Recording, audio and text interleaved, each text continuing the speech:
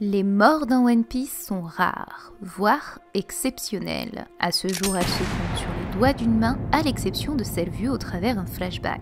Seules 5 restent en mémoire et peuvent être considérées comme importantes. Portegas the Ace, Edward Newgate, Oz Junior, Absalom et enfin Yasui. Et quand bien même les personnages sont déclarés morts pour les lecteurs, ils parviennent à revenir à la vie. L'exemple parfait est bien évidemment Sabo durant l'explosion de son navire par un Tenryubito et qui ressurgira des années plus tard. Ou encore le dernier en date, Pound, père de Lola et Chiffon, survivant de la terrible attaque d'Oven. Oui, la mort est un sujet très délicat qui semble être la kryptonite de l'auteur. Pourtant, les morts se montrent utiles au développement de l'histoire et plus précisément à celle du héros. Comme on l'a vu, Ace a été l'élément déclencheur qui permit à Luffy d'évoluer. Grâce ou malgré la mort de son frère, elle l'a mené à un entraînement lui permettant d'acquérir les différentes formes de haki et plus spécifiquement de développer son plein potentiel au haki des rois. Suite à cet événement, Luffy fera la promesse de ne plus jamais perdre un Nakama. Et c'est ce qui va nous mener à l'intérêt de la théorie des cartes. Comment réagirait Luffy face à la mort de Dragon, son père, Law, son allié, et enfin Shanks, son mentor?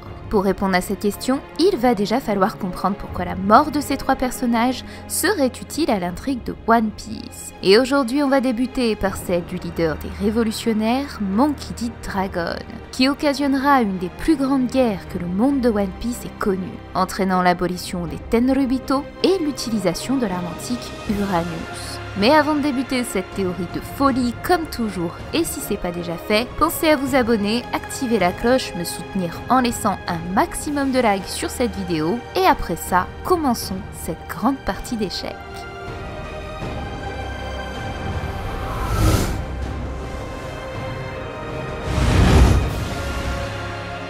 Découvert au chapitre 100 pour la première fois, il apparaît comme un sauveur en extirpant Luffy d'une mort assurée sur l'échafaud et des griffes de Smoker.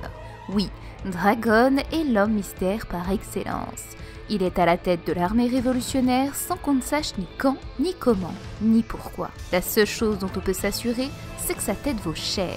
Très cher selon Smoker et qu'il risquerait d'après Thalassa de devenir l'une des plus grandes menaces du gouvernement dans les 5 prochaines années. Mais tout s'accélère. 2 ans auront suffi pour que les dires de Thalassa se réalisent. Depuis la première apparition de cette organisation militaire indépendante, multiples ont été les actions menant à renverser le gouvernement. Avec un commandant attiré à chacun des points cardinaux, leur territoire ne cesse de grandir et s'étend désormais aux 4 coins du globe. East Blue avec le sauvetage des habitants du Great Terminal et la libération des esclaves de Tequila Wolf. South Blue qui, grâce à l'anéantissement d'Enies Lobby par le Buster Call, permit à Sanrea de renverser l'autorité du gouvernement et passer sous le joug des révolutionnaires. Cet exploit a permis à cette légion d'envisager la conquête de North Blue. Restait alors Grand Line. Les coups d'état se succèdent dans l'ancienne cité prospère et ensoleillée de villas, et la chute du Joker, alias Don Quichotte do Flamingo, marque un tournant décisif dans le monde. Désormais, la guerre pour le trône est en marche et les portes s'ouvrent devant l'armée révolutionnaire pour enfin accomplir leur idéologie. Renverser le gouvernement mondial et abolir la monarchie pour rendre au peuple la liberté dont il rêve tant. Les pions sont donc placés et il ne reste désormais plus qu'à savoir quand et comment leur roi dragon pourrait tomber.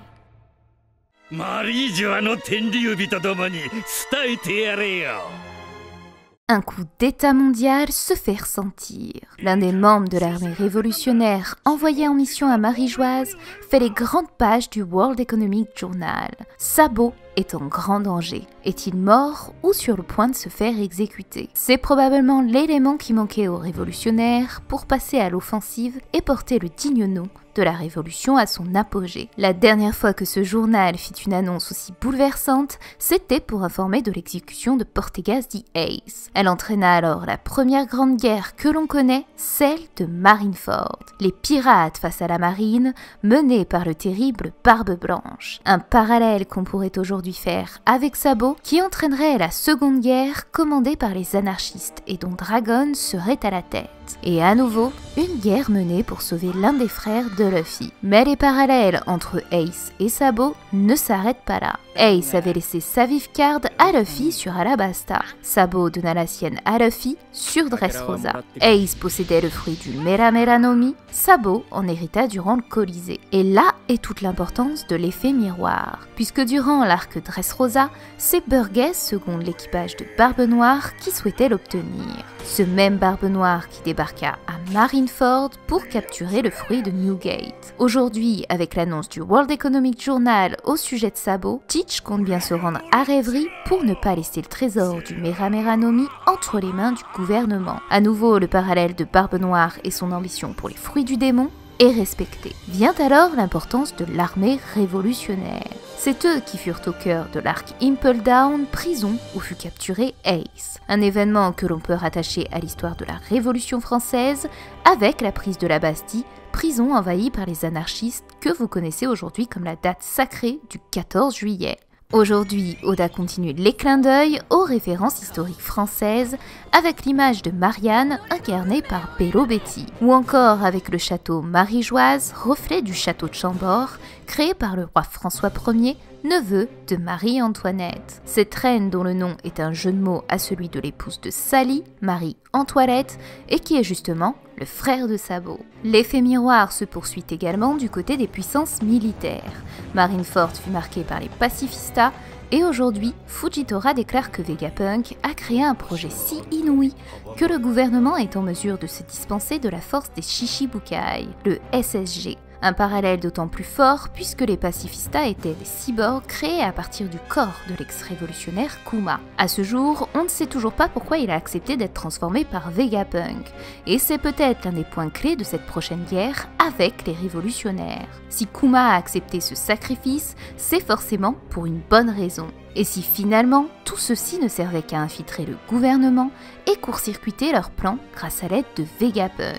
Ça expliquerait pourquoi notre docteur a accordé le dernier souhait à Kuma de protéger le Sunny durant les 2 ans d'ellipse. Sans compter que ce scientifique, au cœur des négociations à Wano entre Orochi et le CP0, fut par le passé un homme aux mœurs des révolutionnaires en opérant des recherches scientifiques clandestines aux côtés de Vince McGeorge. Il est donc très probable que les révolutionnaires puissent utiliser les atouts que sont Kuma et Vegapunk durant la prochaine guerre à Rêverie. Et qui sait, peut-être, réussir un coup de maître en faisant que les pacifistas soient de leur côté et se retournent contre le gouvernement. Ce qui permettrait aux révolutionnaires d'avoir une armée pouvant contre-attaquer le SSG qui semble être doté d'une force surpassant celle des Shichibukai. Et c'est sur cette nouvelle puissance du gouvernement que les parallèles vont se conclure. Goji a publié une vidéo, le projet secret du gouvernement, les hausses de Vegapunk. Si vous l'avez pas vu, je peux que vous la conseiller parce que c'est l'une de ses meilleures théories et pour la voir, je vous laisserai le lien en haut à droite de l'écran. Donc, pour résumer rapidement son idée, le projet scientifique de Vegapunk consiste en la création d'une arme dose ou de clone dose pour remplacer les pacifistas. Il mettait ça en parallèle au dire de l'eau qui expliquait durant Punk Hazard que le gouvernement cherchait depuis longtemps à changer des humains en géants et que s'ils y parvenaient, alors plus personne ne pourrait s'opposer à eux. La théorie de Goji est donc très intéressante pour nous car si le nouveau pouvoir du gouvernement est bien celui d'une armée de cyborg dose, alors les arcs Rêverie Wano ferait un parallèle parfait pour dévoiler le secret qui se cache derrière ce géant antique. Et 3 choses peuvent se lier à lui. À Marineford, Oz Junior fut introduit grâce au Flashback Days, qui lui offrit un Kaza confectionné lors de son voyage à Wano. L'armée secrète de Kaido appelée Numbers sont selon Big Mom des échecs doses. Enfin, ça nous ramène à ce que j'ai pu vous expliquer dans ma vidéo, le projet Pangea, Oz surnommé le transporteur de continents, serait à l'origine le créateur de Wano Kuni. Ainsi, si le nouvel atout du gouvernement est une armée d'Oz, alors le parallèle d'arc avec Marineford, pacifista, serait parfaitement respecté. De toutes ces comparaisons entre Ace et Sabo, on en retient avant tout le résultat d'une guerre qui entraînera le monde dans un chaos absolu. L'histoire se répéterait encore à travers les siècles, à l'image de cette guerre qui éclata il y a 800 ans, mettant en opposition le majestueux Ancien Royaume face à une alliance de 20 autres voulant s'accaparer du pouvoir. Des centaines d'années plus tard, Dragon serait à l'origine de cette nouvelle révolution pour destituer le gouvernement à l'origine de la destruction d'une contrée prospère. Mais durant cette ère, ce peuple avait en possession des armes capables de les anéantir. Aujourd'hui, elles portent le nom d'armes antiques et nous ne savons que très peu de choses sur elles. Mais l'une d'elles pouvait se distinguer et s'accorder parfaitement à la destruction du royaume de ceux qui se font appeler dieux. Uranus, l'arme céleste par excellence. Selon moi, les pouvoirs météorologiques de Dragon ne résultaient pas d'un fruit du démon, mais d'un objet et plus précisément d'une pierre capable de contrôler une partie du pouvoir de l'arme antique Uranus, le Vajra diamant foudre. Si cette théorie venait à se confirmer, alors nous pourrions voir pour la première fois une arme antique à l'œuvre. Frapper est la plus haute instance de ce monde, l'arme des cieux, venue punir ceux qui se prenaient pour des dieux, engendrée par l'homme nommé Dragon, venu frapper des dragons célestes. La partie de ce jeu arrive bientôt à sa fin, échec pour l'armée des révolutionnaires. One Piece wa jitsuzai suru!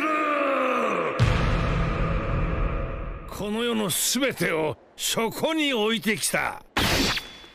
Les paroles de ces deux légendes provoquèrent un véritable raz-de-marée jusqu'au-delà des océans. Il y a 24 ans, Goldie Roger ouvrit l'ère de l'âge d'or et entraîna la plus grande vague de piraterie que ce monde ait connue. Les conséquences se ressentent encore toutes ces années après. Les mers devinrent plus dangereuses et les pillages d'autant plus fréquents, obligeant le gouvernement à déployer des forces plus grandes pour les contrer. Et c'est ainsi que sont mises en place les trois forces du monde pour maintenir cet équilibre. Marine, Shichibukai et Empereur. Mais par-dessus tout, c'est la quête du One Piece qui fera entrer Roger dans la légende. Ce trésor capable de révéler les secrets que le gouvernement a mis tant d'années à cacher. 22 ans plus tard, c'est au tour de Barbe Blanche de marquer le monde par sa mort. L'équilibre du monde fut chamboulé, les territoires mis sous sa protection furent envahis et pillés, Barbe Noire s'empara de son fruit, prit sa place en tant que 4e empereur et fit sombrer le plus puissant équipage des mers. Mais parmi tout ce chaos, une lumière apparut après le discours de Newgate. À l'image de Roger, son ancien rival, la quête du One Piece fut lancée une seconde fois. Et c'est le leader des révolutionnaires qui le dit lui-même. Et c'est ça qui me fait dire que Dragon risque d'être en proie à son tour à une mort assurée marquant à nouveau le monde grâce au destin d'Eddie et de son titre d'homme libre, symbole du révolutionnaire. Mais si cet épisode venait à voir le jour, alors attendons-nous à une guerre mondiale comptant des pertes pas seulement chez les révolutionnaires, mais bel et bien dans les deux camps. Une guerre menant du côté des résistants à la perte de leur leader Monkey D. Dragon et du côté du gouvernement mondial à la perte des Tenryubito. Le château de cartes s'écroulerait, Marie-Joise tomberait, laissant des dragons célestes démunis de toute leur suprématie et ne redevenant plus que de simples hommes et non des dieux. Cette situation critique serait en réalité une aubaine pour le gouvernement et révélerait leur véritable but et le double à tout cacher dans leurs manches. Le premier, l'abolition des Tenryubito. Une chance quand on sait à quel point les dragons célestes ont été si souvent problématiques à leur réputation. Cela permettrait de montrer qu'en aucun cas, le gouvernement, celui qui se soucie du peuple et qui a créé la marine, n'est rattaché à leurs idéaux. Et pour preuve, même Koala, membre des révolutionnaires, l'atteste. L'ennemi n'est pas le gouvernement, mais les Tenryubito qui ont main mise sur eux. Le second, abolir les révolutionnaires. En frappant l'ennemi et en assassinant l'homme au sommet de cette révolte Dragon, cela montrerait à nouveau, tout comme avec l'arrestation de Goldie Roger, que la force de la marine et du gouvernement font respecter l'ordre et la justice, faisant de cette partie échec et mat pour le gouvernement mondial. Mais comme avec le roi des pirates, nul doute qu'ils oublient là toute cette armée. L'écho d'une voix résonnant au fond des cœurs et leur clamant « C'est à vous de choisir votre destin ». C'est à vous d'être les acteurs de votre propre vie. Les paroles de Bello Betty n'auront alors jamais autant de sens qu'au jour de la mort de Dragon. Car ce n'est pas seulement les révolutionnaires qui pourraient se soulever, mais bien les peuples opprimés de chaque nation dont le cœur est gardé enchaîné. Telle une lignée de domino, des rébellions antigouvernementales dans des royaumes protégés par ces derniers seraient à imaginer. Les pièces tomberaient une à une en suivant le schéma des précédents royaumes libérés. Le peuple de Dressrosa s'est levé, le peuple d'Alabasta s'est soulevé, et aujourd'hui, il a fallu 20 ans, 20 longues années pour qu'à son tour, Wano se libère de ses chaînes et souhaite rouvrir les portes du pays. Il est désormais temps pour le reste du monde enclin aux inégalités, à la pauvreté, l'esclavagisme, de briser leurs chaînes et montrer que leur volonté peut mener à gagner n'importe quel combat. Obtenir le trésor de la vie, le One Piece, donnant l'espoir de voir un monde meilleur et sans inégalité. Oui, c'est ça que reflète le visage de la révolte, le visage de Monkey D. Dragon.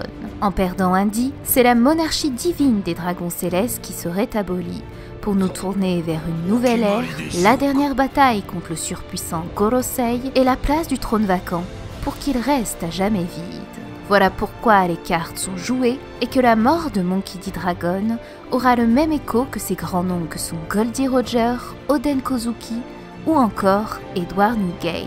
Un grand nom qui s'inscrira dans l'écume des mers et à nouveau provoqué naturellement par un D.